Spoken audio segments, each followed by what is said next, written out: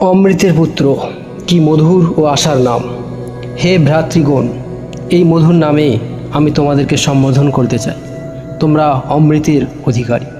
হিন্দুগণ তোমাদিগকে পাপী বলিতে চান না। তোমরা ঈশ্বরের সন্তান, অমৃতের অধিকারী, পবিত্র ও পূর্ণ মর্তভূমির দেবতা। তোমরা পাপী। মানুষকে পাপী বলিয়াই এক মহাপাপ।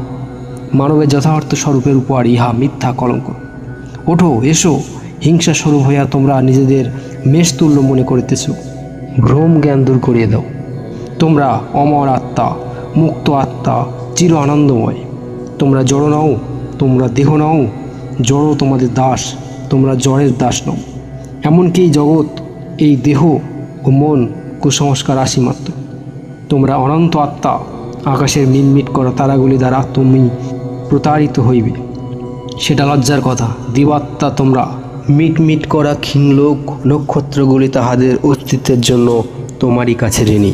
মানব প্রকৃতির মধ্যে যাহা কিছু বীর্যমান, যাহা কিছু মঙ্গলময় এবং যাহা কিছু ঐশ্বর্যবান, সেই সবই ওই ব্রহ্মসত্তা হইতে উদ্ভূত। এবং যদি তাহা অনেকের মধ্যে সুপ্তভাবে বিরাজমান, তথাপি প্রকৃতভাবে মানুষে মানুষে কোনো প্রভেদ নাই, কারণ সকলেই সমভাবে ব্রহ্মের সহিত অভিন্ন, যেন এক অনন্ত মহাসমুদ্র পশ্চাতে বিদ্যমান রহিয়াছে। এবং আমিও, আপনারাও সকলে সেই অনন্ত মহাসমুদ্র হইতে একটি তরঙ্গরূপে উত্থিত হইয়াছি। আমরা প্রত্যেকেই সেই অনন্তকে বাহিরে প্রকাশ করিবার আপ্রাণ চেষ্টা করিতেছি।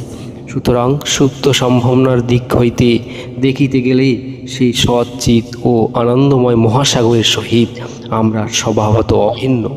সেই মহাসাগরে আমাদের প্রত্যেকের জন্মগত অধিকার রয়েছে।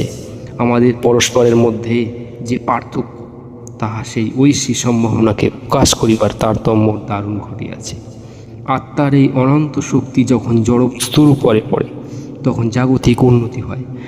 যখন আত্মার আলো চিন্তার উপর নিক্ষিপ্ত হয়, তখন চিন্তা শক্তি বিকশিত হয়। আর মানুষ যখন ওই শক্তিকে নিজের উপর প্রয়োগ করে, তখন মানুষ হইয়া যায় দেবতা। অতএব তোমার ঐশী শক্তি ও দিব্য সত্তাকে তুমি প্রকাশ করো। তাহা হইলেই দেখিতে পাইবে সঙ্গে সঙ্গে সব কিছুই সামঞ্জস্যপূর্ণ হয়ে